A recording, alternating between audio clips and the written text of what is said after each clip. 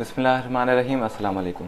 मेरा नाम अरीब सुमरो है और यंग सोलिसिटर्स के प्लेटफॉर्म से मैं आप सबको खुशामदीद कहता हूँ।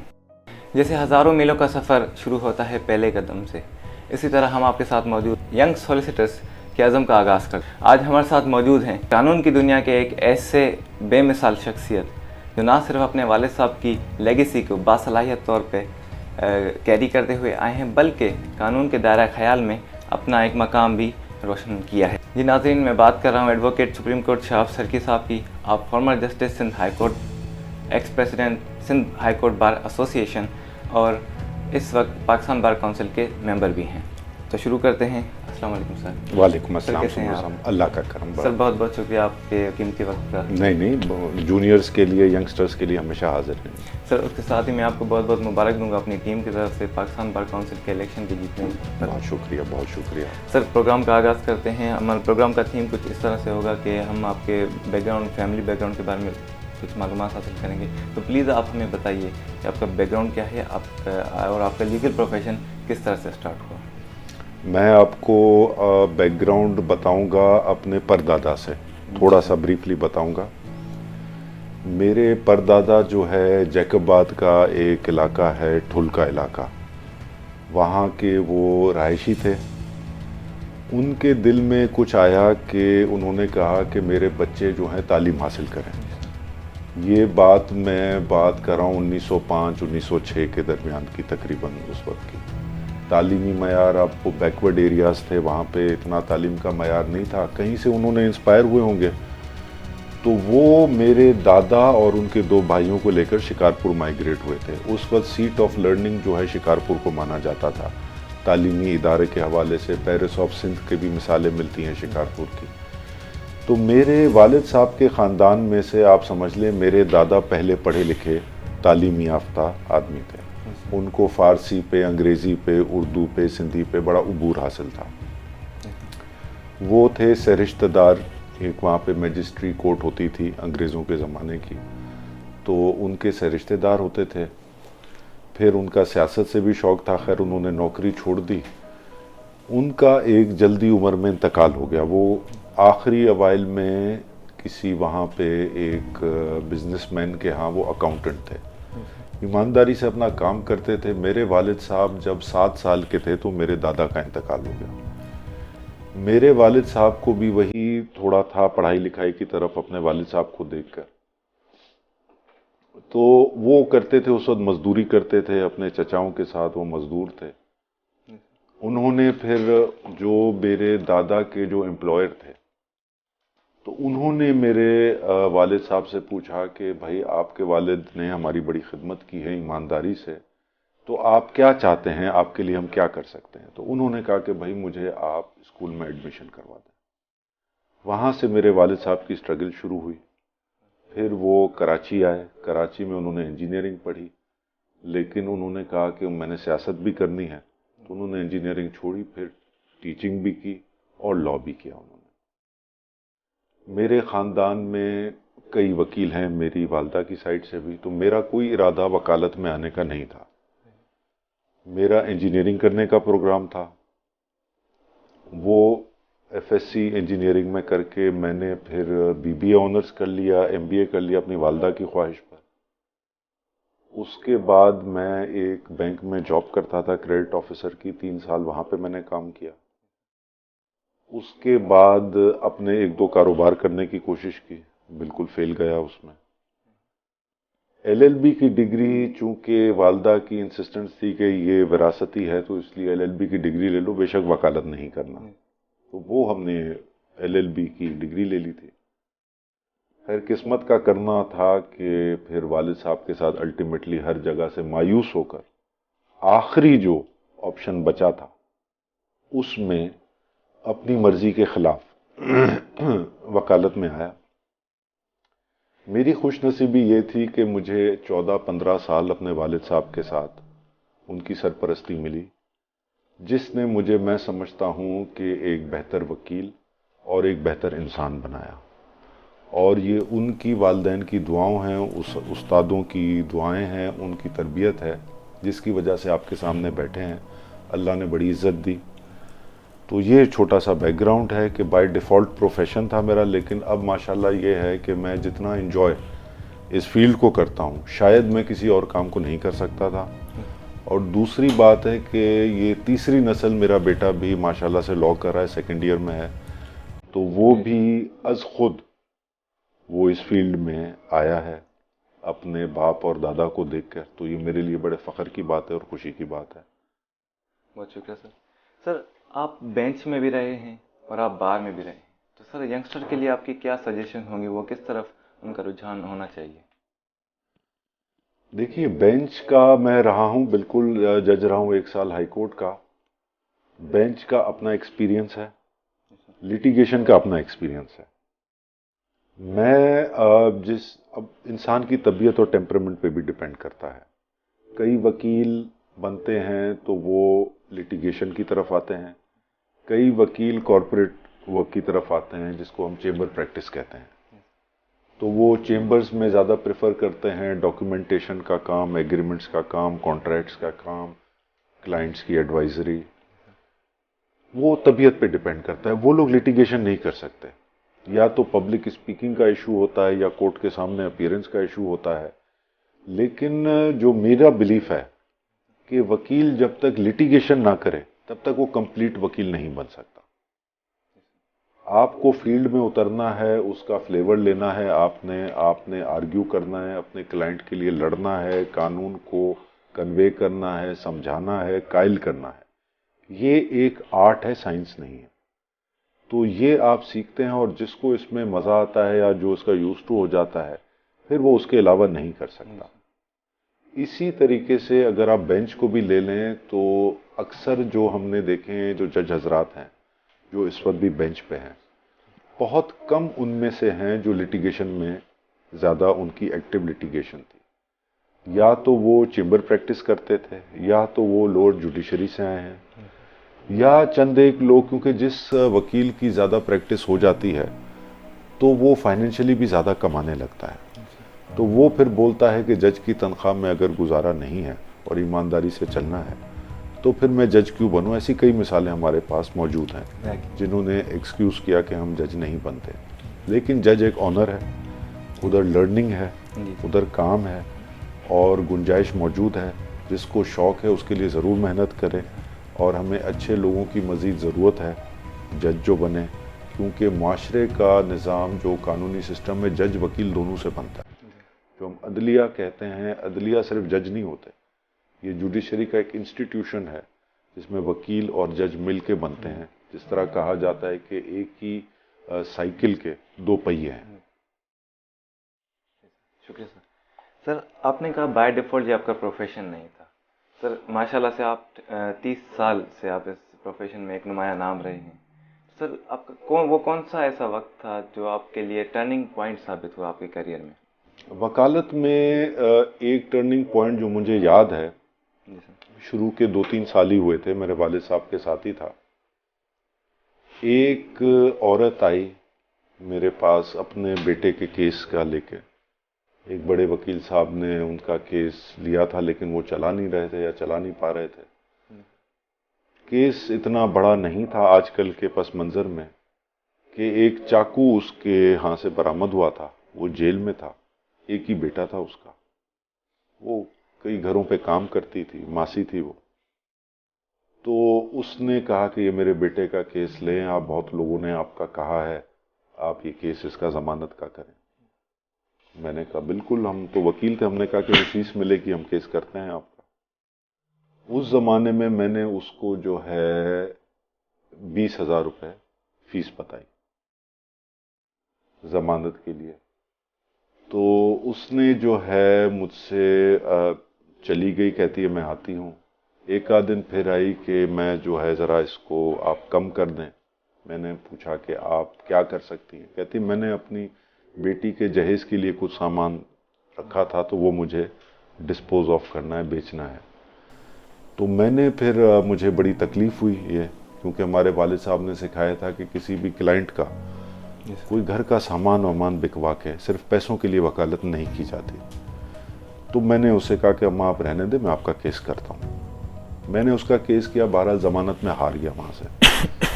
تو وہ مجھے بڑی تکلیف ہوئی کہ وہ بیچاری کیا سوچے گی. میں نے اپنے والد صاحب سے ذکر کیا, انہوں نے کہا فکر نہیں کرو. اس وقت میں ہائی کورٹ کے میں انرولڈ نہیں تھا, تو انہوں نے کہا کہ میں اس کا ہائی کورٹ میں کیس کروں گا, اور جب اس کا ساتھ دیا ہے تو پورا ساتھ دوں.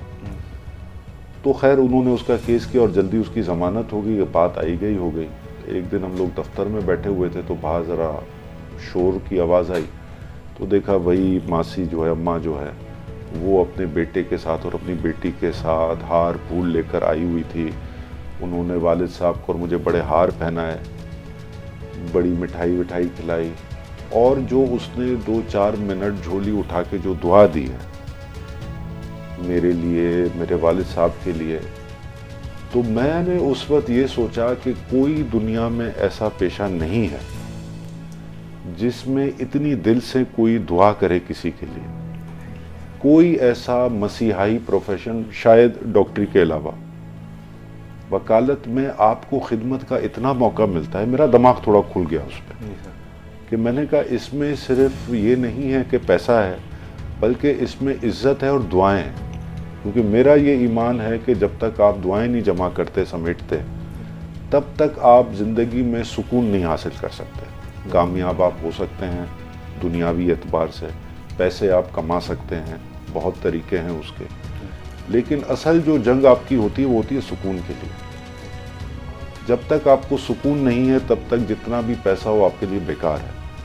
تو وہ میں سمجھتا ہوں وہ ایک ٹرننگ پوائنٹ تھا. اس کے بعد میں نے بہت اگریسولی بہت سارے پھر فری کیسز بھی کیے, کم فیس میں کیے, اور آج بھی کرتے ہیں. ہم جو افورڈ کر سکتے ہیں ظاہر ہے ان سے ہم پوری فیس لیتے ہیں, لیکن جو نہیں افورڈ کر سکتے, جو ہمیں پتہ ہے کہ لاچار ہیں, مجبور ہیں, ہم نے منع کر دیا تو کہیں دھکے کھائیں گے, تو ان کو ہم کوالٹی سروس دینے کے لیے, کوالٹی ان کو لیگل ایک ریکورس دینے کے لیے ہم پھر ان کے لیے رعایتی یا فری میں بھی کام کرتے ہیں. اور اس میں جتنا سکون ملتا ہے بہت زیادہ فیس والے کیس میں بھی وہ سکون نہیں ملتا. So that's truly an inspiration for us. سر آپ نے کہا یہ کالا کوٹ یہ ایک مسیحائی پروفیشن ہے. ایک کالا کوٹ پہننے پر ہمارے معاشرے پر کیا ذمہ داری عائد ہوتی ہے, اور دوسرا ایک وکیل کا سب سے زیادہ قیمتی اثاثہ کیا ہوتا ہے؟ میں سمجھتا ہوں کہ ایک وکیل کا سب سے بڑا اثاثہ اس کی ریپوٹیشن ہے, جو کہ وہ برسوں میں اپنے کام سے, اپنی قابلیت سے, اپنے رکھ رکھاؤ سے, اپنی کلائنٹ ڈیلنگ سے جو وہ ایک بناتا ہے, جو اپنی عزت اور نام بناتا ہے, اس سے بڑا اثاثہ وکیل کے لیے کوئی نہیں. اب آ جائیں آپ کے پہلے سوال پر کہ کیسے ہے یہ مسیحائی پروفیشن اور کیوں ہے یہ. دیکھیے اس کے لیے اگر آپ تھوڑی ہسٹری دیکھیں وکالت کی یا لاء کی, تو یہ لارڈز کا پروفیشن ہوا کرتا تھا. انگلینڈ میں یہ لارڈز کا پروفیشن ہوا کرتا تھا. کیوں ہوتا تھا؟ اس کی وجہ یہ ہے کہ لارڈز کو جو وہاں کے نواب ہوتے تھے, جو وہاں کے ایرسٹوکریٹس ہوتے تھے, ان کو پیسے کی بھوک ہوتی نہیں تھی. وہ جو ہے وہ انصاف فراہم کرنے کے لیے عام آدمی کو وہ نکلتے تھے. قانون اس قسم کا انہوں نے بنایا تھا, اور اس میں اگر آپ نوٹ کریں وہ ایک جو گاؤن پہنتے تھے اس کے پیچھے ایک جیب ہوتی تھی چھوٹی, اور لیکن پیچھے کی طرف ہوتی تھی. وہ اس وجہ سے ہوتی تھی کہ کوئی بھی کیس انہوں نے منع نہیں کرنا, انہوں نے دفاع کرنا ہے, اور انہوں نے فیس اپنے منہ سے نہیں بولنی. جو جتنا افورڈ کر سکتا ہے وہ خاموشی سے پیچھے جو ہے ان کی جھولی میں جھولی ہوتی تھی پیچھے. گاؤن کے پیچھے آپ ابھی بھی نوٹ کریں ایک سمبولک قسم کا ایک جیب قسم کی ہوتی ہے, ایک پٹا لگا ہوتا ہے, وہ جھولی ہوتی تھی کہ جو اس کو 2-4 سکے ہوں وہ اس میں ڈال دے. وہ وکیل دیکھے نہیں کہ مجھے کتنے پیسے ملے, کیونکہ اس کا کام ہوتا تھا انصاف فراہم کرنا, اس کو پیسے کی لالچ نہیں ہوتی تھی. لیکن آج کل تو دور کمرشل ہے, ٹھیک ہے, لیکن آپ کے توسط سے میری یہ اپیل ہے وکیلوں کو کہ یہ ہمارے پروفیشن کی زکوٰۃ ہے کہ آپ غریبوں کا بھی, لاچاروں کا بھی, آپ جتنے بھی بڑے وکیل بن جائیں ان کے کیس ضرور کریں. میرا یہ دعویٰ ہے آپ سے کہ آپ کو جتنا سکون اس میں ملے گا, آپ کی ساری پریکٹس ایک طرف اور ان کی دعائیں اور سکون ایک طرف. سر سندھ میں لاء کالجز کے حوالے سے, ان کے کریکولم کے حوالے سے آپ کا کیا کہنا ہے؟ کیا وہ افیکٹو لائرز پیدا کر رہے ہیں؟ اس میں مجھے افسوس سے کہنا پڑے گا کہ نہیں پیدا ہو رہے افیکٹو لائرس. ابھی تو حال ہی میں چونکہ پاکستان بار کونسل میں گیا ہوں تو میں نے ان کے منٹس بھی دیکھے ہیں, دوسری چیزیں بھی دیکھیں, لیگل ایجوکیشن کمیٹی ہے ان کی. پچھلے 5-8 سال میں اس پہ بڑا کام ہوا ہے. یہ انہی وجوہات کی وجہ سے جیسے ہم کہتے ہیں مشروم گروتھ آف کالجز, اور بلک میں 400 500 LLB گریجویٹس, لا گریجویٹس جو ہیں وہ ایک ایک کالج سے نکل رہے ہیں. اتنی پہلی بات ہے کھپت نہیں ہے. دوسری بات یہ کہ وہ کوالٹی آپ نہیں دے سکتے, نہ وہ اسٹینڈرڈ آف ٹیچنگ آپ دے سکتے ہیں, نہ اس کو آپ پراپرلی گروم کر سکتے ہیں اس اسٹوڈنٹ کو, جس کی وجہ سے پاکستان بار کونسل نے HEC کو پارٹی بنا کے سپریم کورٹ میں ایک پٹیشن داخل کی تھی. جس جو رپورٹڈ کیس ہے ابھی اس کی امپلیمنٹیشن ہر لا کالج میں ہو گئی ہے, کوٹا فکس ہو گیا ہے, ٹیسٹ ہو گئے ہیں, لا کالج کی ریکوائرمنٹس ہو گئی ہیں فیکلٹی کے حوالے سے, لائبریری کے حوالے سے, فزیکل پریمیسز کے حوالے سے. تو یہ خوشائن بات ہے. آئندہ آنے والے میں سمجھتا ہوں 5-10 سال میں بہت بہتر وکیل انشاءاللہ ہمیں امید ہے کہ پروڈیوس ہوں گے. بہت شکریہ سر. سر آتے ہیں سٹی کورٹ کی طرف. جب ایک وکیل گریجویٹ بن جاتا ہے سر, سینئرز کی طرف سے ان وکیلوں کے لیے وہ کون سے اقدامات ہونے چاہیے کہ وہ وکیل نیولی انرولڈ وہ سول اور کرمنل سے ہٹ کے وہ دوسری فیلڈ کی طرف بھی متوجہ ہو سکے؟ دیکھیے سمرو صاحب, بات یہ ہے کہ آج کل تو میڈیا کا زمانہ ہے. جتنے اویئر اور جتنے کمپیٹنٹ یہ میڈیا اور سوشل میڈیا کو یوز کرنے والے ینگسٹرز ہیں اتنے تو ہمیں بھی نہیں سمجھ میں آتا. تو فیلڈ تو ان کو ساری پتہ ہیں. فیلڈ جو ہیں اسپیشلائزیشنز بہت زیادہ ہو گئی ہیں. انٹلیکچوئل پراپرٹی کو لے لیں, سائبر لاز کو لے لیں, اب تو انشورنس میں بھی مزید فیلڈز آ گئی ہیں. تو اس کو بہت ہے. اب یہ میرا اندازہ ہے, اکثر یہ سوال جونیئرز پوچھتے ہیں یا ینگ لائرز پوچھتے ہیں ہمیں کس فیلڈ میں جانا چاہیے, civil, criminal, constitutional, service matters, taxation matters, custom کے بہت ساری فیلڈز ہیں. تو میرا ان کو یہ کہنا ہوتا ہے بھائی آپ کو اگر کلیئر نہیں ہے آپ اس وقت, تو آپ کو جو پہلے سمجھ میں آئے یا جو پہلے اپرچونٹی ملے آپ اس کو ٹرائی کریں. آپ کو وقت کے ساتھ, میں نے شروع کیا تھا کرمنل لا سے, بعد میں موو ہو گیا میں بینکنگ لا کی طرف, پھر میں آ گیا وائٹ کالر کرائم میں. اب بیسیکلی وہ وائٹ کالر کرائم مکس ہے ایک کرمنل کا بھی اور سول کا بھی, فائنینشیل میٹرز کا. تو وہ چونکہ میری ایکسپرٹیز تھی اس میں نے MBA فائنینس میں کیا تھا, بینکنگ سے بھی تعلق تھا, تو وہ ایک مکس خود ہی بن گیا. یہ میری خواہش نہیں تھی, لیکن آپ شروع کریں اور آپ کو جہاں آپ کا دل و دماغ کہتا ہے وہاں موو کرتے رہیں. ہارڈ اینڈ فاسٹ کوئی رول نہ بنائے کہ میں نے بس یہی کرنا ہے. آپ سٹارٹ لیں, آپ نیک نیتی سے پہلا قدم لیں, آپ کو قدرت اور حالات اور واقعات خود مدد کریں گے. میرا یہ ایمان ہے. تو اس حوالے سے اگر ینگسٹرز کو یہی ایڈوائس ہے کہ آپ فالو کریں. ہاں, سینئرز کا رول کے حوالے سے بہت ضروری ہے. میں اپیل کرتا ہوں سینئرز سے آپ کے فورم کے حوالے سے کہ ہم نے جو سینئرز دیکھے, ہم نے جو اپنے شروع کے وکالت میں سینئرز دیکھے, اس قسم کے سینئرز آج کل افسوس کے ساتھ کہہ رہا ہوں کہ وہ اویلیبل نہیں ہیں. نہ وہ سینئرز جو ہے صحیح معنی میں سکھا رہے ہیں جونیئرز کو, حالانکہ علم سکھانے سے بڑھتا ہے. اگر آپ علم روکیں گے تو گندے پانی کی طرح ہو جائے گا جو رکا ہوا ہوتا ہے. تو علم وہ سکھائیں, جونیئرز کو پوری مدد کریں, کنجوسی نہ کریں. آج کل کے سینئر علم دینے میں, سکھانے میں کنجوس ہو گئے. تو اگر سینئرز اپنا اپنا رول پلے کریں تو میں سمجھتا ہوں کہ وکیل بھی بہتر ہوں گے. یہ ان کے اپنے مستقبل کا سوال ہے. یہ ایک ادارہ ہے جوڈیشری جسے آپ کہہ رہیں گے, ایک پلر ہے اسٹیٹ کا, جس میں نے آپ سے کہا وکیل اور جج مل کے جوڈیشری بنتے ہیں, انسٹیٹیوشن. اس انسٹیٹیوشن کی بقا کے لیے سینئرز پہ فرض ہے کہ جونیئرز کو گروم کریں, ان کو گائیڈ کریں. ہم کبھی کھڑے ہوتے تھے آرگیو کرنے کے لیے, کوئی چیز نئے تھے, کوئی چیز غلط بھی کہہ دیتے تھے, فوراً ہمیں ایک سینئر, ہم نے کیس ختم کیا, باہر ہے بیٹا ادھر آؤ, بیٹا آپ نے یہ کیا, یہ فلاں ججمنٹ آپ دیکھیں, یہ کیس لا دیکھیں, یا یہ سیکشن قانون کا دیکھیں, اس میں آپ کریں, اور یہ آپ کو ایسے نہیں ایسے کرنا چاہیے تھا. آج کل کوئی گائیڈ نہیں کر رہا. ہاں, جونیئرز کو بھی اتنی ہونی چاہیے سمجھ کہ وہ رسپیکٹ کریں سینئرز. ان سے جا کے پوچھیں ایک نہیں، دو نہیں، 3 دفعہ پوچھیں، 4 دفعہ جا کے پوچھیں. ایفرٹ جونیئرز کو بھی کرنی پڑے گی. آج کل جونیئرز کا بھی قصور ہے. جو نئے گریجویٹس آتے ہیں تو وہ سمجھتے ہیں بھائی ہم بہت بڑے وکیل ہو گئے ہیں, ہم نے گریجویشن کر لی ہے, یا ہم نے یونیورسٹی آف لنڈن کی ڈگری لے لی, یا باہر کی ڈگری لے لی ہے, اب ہم عقل کل ہو گئے ہیں, اب ہمیں خود پتہ ہے سینئرز ہمیں کیا بتائیں گے.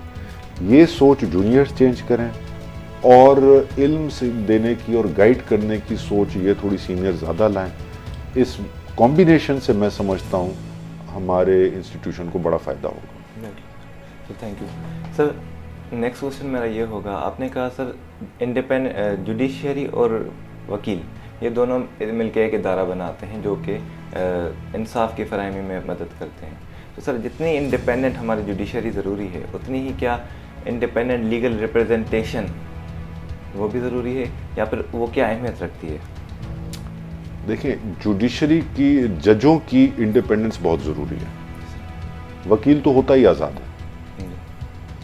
وکیل تو ایک آزاد آدمی ہے, کسی کا ملازم نہیں ہے, کسی کا پابند نہیں ہے.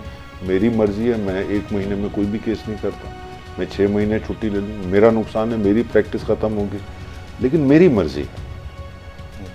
آپ اس طرح کہیں میری پریکٹس میری مرضی.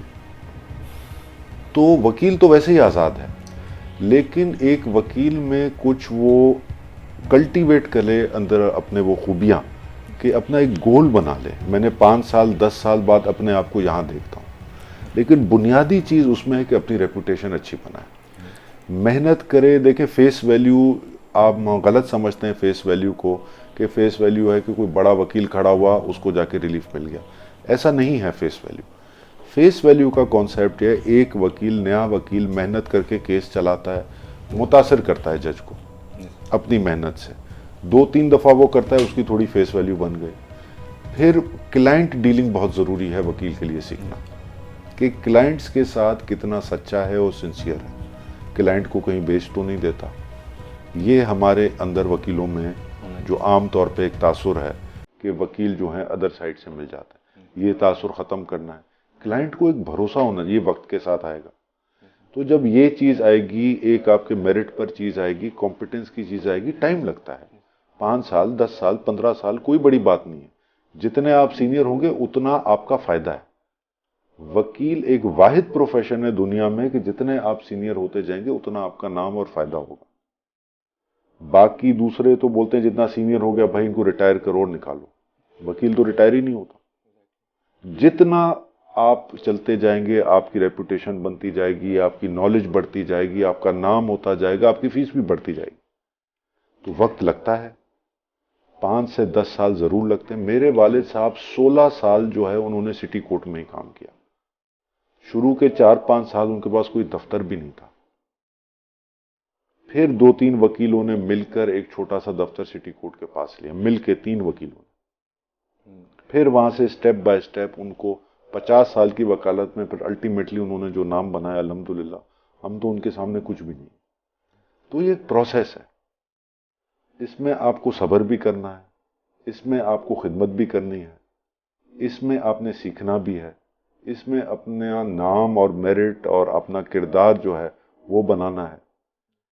تو آپ کی اتنی کھلی فیلڈ ہے, اتنی فری فیلڈ ہے کہ آپ جو چاہیں بن سکتے ہیں.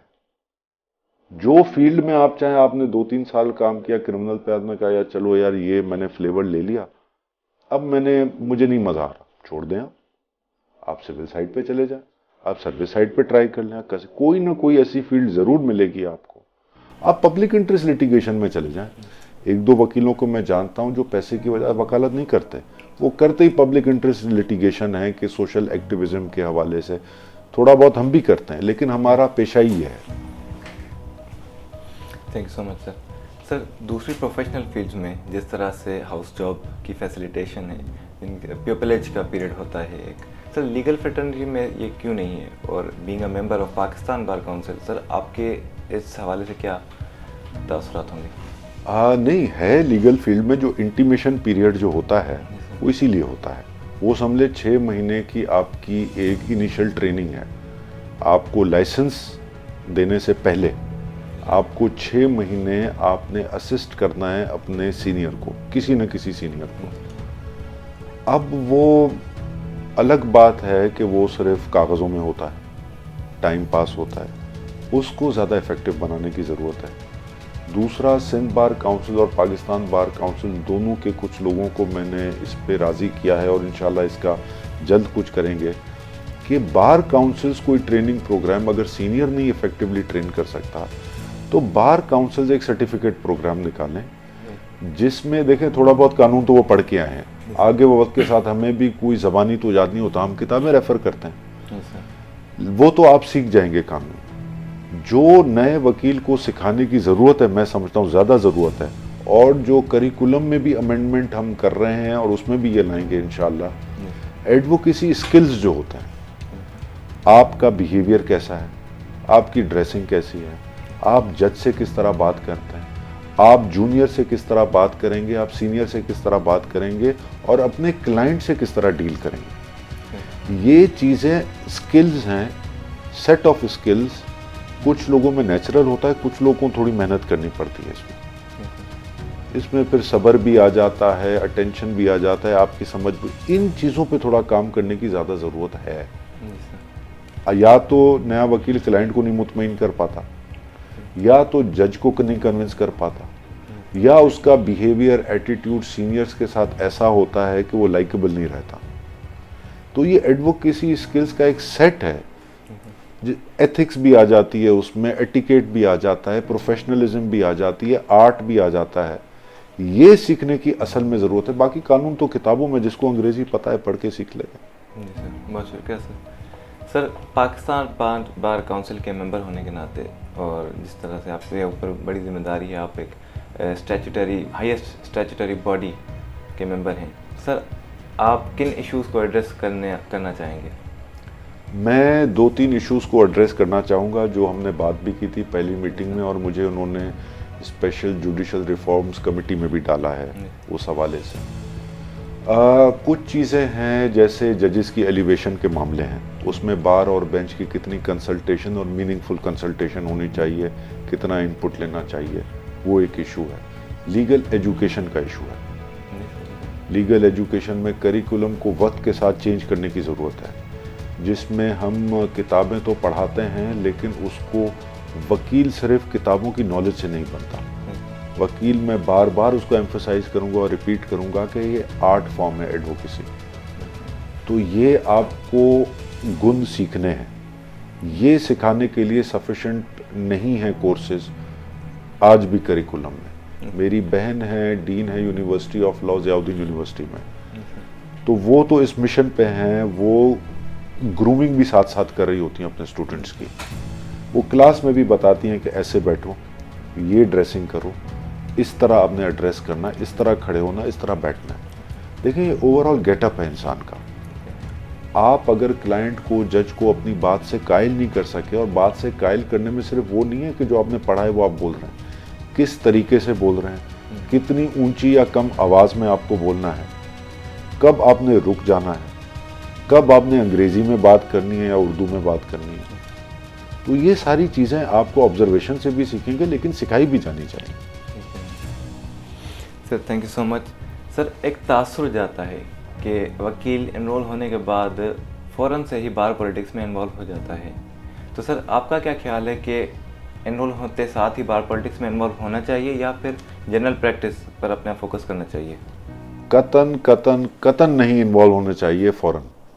آپ اپنی فیلڈ چھوڑ کے پہلے آپ اپنے آپ کو منوائیں. دیکھیں پولیٹکس میں آپ زیادہ میں زیادہ ووٹ ہی دینا, آپ نے ووٹ دے دیں بس. آپ ٹائم اپنا جو ہے اپنے آپ کو دیکھیں, آپ کے پاس زندگی میں لمیٹڈ ٹائم ہے. اب آپ بار پولیٹکس میں ہی رہے تو آپ وکیل کبھی نہیں بن سکیں گے. میں نے اپنا پہلا الیکشن لڑا تھا جب مجھے 16 سال ہو گئے تھے. میں سیکرٹری ہائی کورٹ بار کا لڑا تھا 16 سال کی پریکٹس کے بعد. میرے والد صاحب نے سختی سے کہا تھا پہلے اپنے آپ کو آپ منوائیں, پہلے اپنا میرٹ تو آپ ایڈوکیسی کا منوائیں. آپ اس ٹریک پہ نکل گئے, آپ کے پاس ٹائم نہیں بچے گا اپنی وکالت کے لیے. پہلے وکالت اپنی بیس اسٹرانگ کریں. سیاست تو آپ ساری عمر کر سکتے ہیں, सियासत करने के लिए तो टाइम पड़ा है, अब हम करते हैं, हम बार पॉलिटिक्स में भी हैं, हम अपना काम भी करते हैं, मैनेज करते हैं, लेकिन हमने अपनी बेस बनाकर उसके बाद पॉलिटिक्स में है। तो मेरी यंगस्टर्स को ये है, वोट की हद तक, देने की हद तक या 2-3 दिन एंगेज होने की हद तक तो ठीक है, लेकिन इन्वॉल्व ना हो आप बार पॉलिटिक्स में।